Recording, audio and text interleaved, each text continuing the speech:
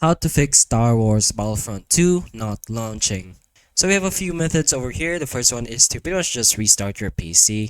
Before trying the other methods in this video, you are advised to reboot your system. In most cases, a simple restart will fix the issue quickly and easily. So you can press the Windows key directly over there. You could either press the Windows key and then press on restart, or you can shut down and just pretty much turn on your a gadget or PC again.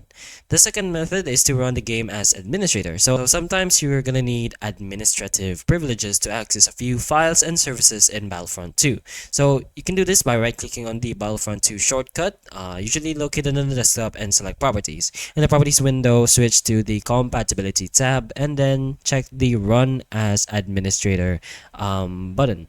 Then just go ahead and press on Apply and then OK. The next method over here is to verify integrity of game files. This only works on Steam, so it's essential to verify the integrity of game files and game cache to ensure that there are no corrupt files or data. So once you go ahead and do that, you can go ahead and see if the error still occurs or not. If not, you can go ahead with the fourth method. You can renew Gold Pass subscription. This is for Xbox only, so if that's your case, then of course just renew your subscription. And finally, you can go ahead and try launching Battlefront 2 from library, which is Origin only. So sometimes you will face this problem, which there's a glitch in the Origin launcher, so you are recommended to launch the game through the library menu.